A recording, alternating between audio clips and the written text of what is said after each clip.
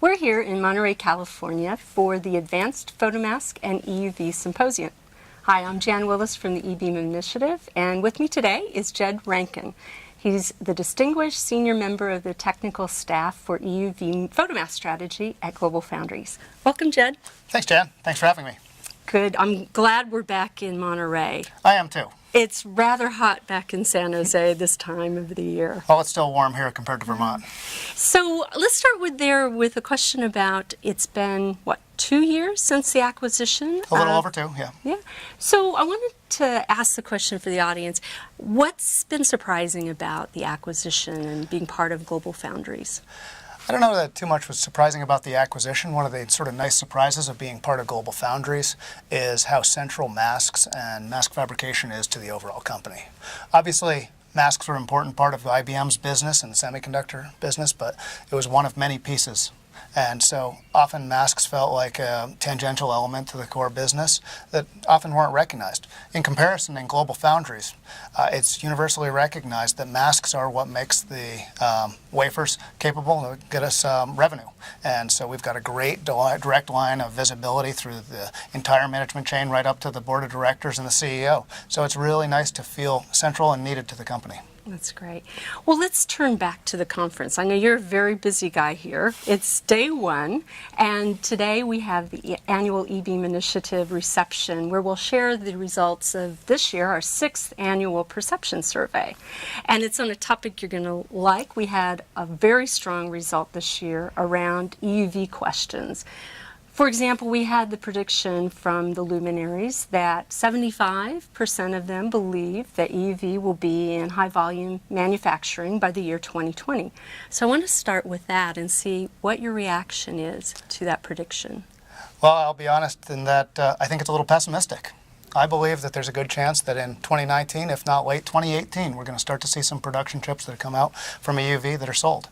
I think that there's been a lot of great advancements, a lot of investment, and a lot of commitment to EUV. As the industry has begun to kick the tires on the system a lot more, there's been more experience with a lot of value that even more than was expected. So I expect fully in 2019 we're going to start to see some chips rolling off the line that have an EUV stamp on them. That's really great news then.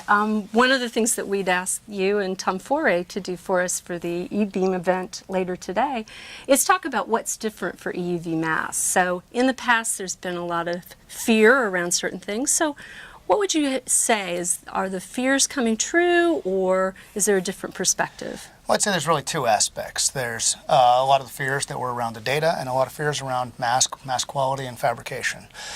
For mask fabrication, there are challenges, but we're learning our way through them. I'm confident that we'll get there.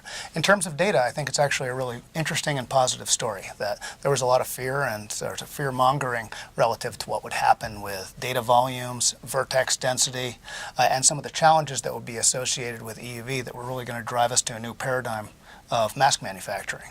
And I think that as we've learned about the technology, there's been a lot of innovation that's helped solve some of those problems, and I think that it's not near the drastic changes to a lot of the systems, such as fracture or interactions with right system, that were feared. So I think that the transition into EUV manufacturing from mask manufacturing will be more mundane and more simple, not simple is the wrong word obviously, but more palatable than a lot of people feared. There are some really new interesting places that EUV is leaving its mark in the data component of mask manufacturing, such as requirement of new technologies such as pattern shift, defect management, the impact to image placement.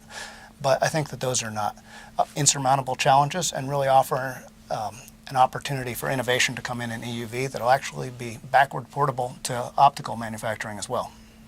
Now, I mentioned that you're a very busy guy here at the conference, and one of the areas that there is still concern about is EUV mask inspection. And on the panel, I know you're going to give your viewpoint, so maybe for our viewers here, you can just summarize what your perspective is that you're going to share. Well, I guess the main thing I want to say is, first of all, we can do it. I think that we as an industry, we have the tools to make high-volume manufacturing chips with EUV. As I mentioned before, in my confidence that we will make them in 2019. But I'm also confident that it's going to look a lot different than how we make optical masks and how we verify that they're good. Everything from the production of the mask through the shipping and use of the mask in the fab and the qualification, that entire cycle is going to be there. We all know that there are some key pieces of equipment which are considered essential to optical manufacturing that don't exist, such as patterned mask inspection.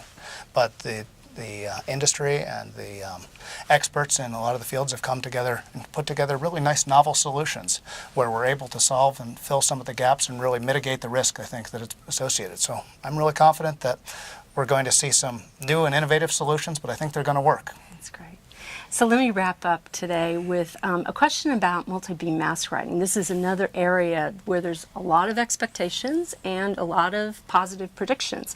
For example, 74% of the luminaries in the survey indicated that they thought multi-beam mask writing would be in high volume manufacturing by the end of 2019.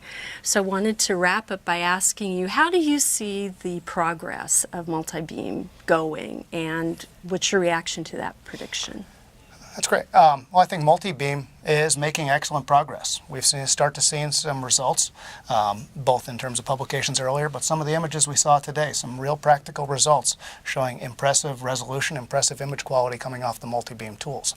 I think they've demonstrated at being able to meet some of the key criteria that they were being developed for, including being able to support massively complex designs such as curvilinear patterns, being able to support low dose resists that required really exceedingly long exposures on single beam systems.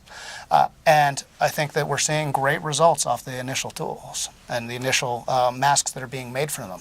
I do think that they're going to begin to be perpetuated through mask shops throughout the world. They're going to be an important tool in the arsenal.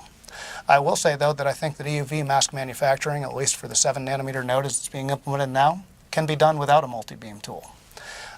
The multi-beam tools are actually probably going to have their biggest advantages as we try to extend optical manufacturing, and things are getting more complicated in terms of the data complexity and the resolution enhancement technologies.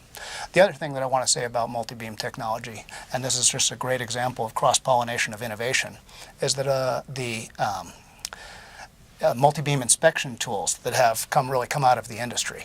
I think those would not have had the rapid implementation plans that exist. I don't think that the development would have happened as quickly, and the solutions wouldn't have come into place if the industry hadn't invested it when it did to develop the multi-beam inspection systems, or multi-beam writing systems. Okay.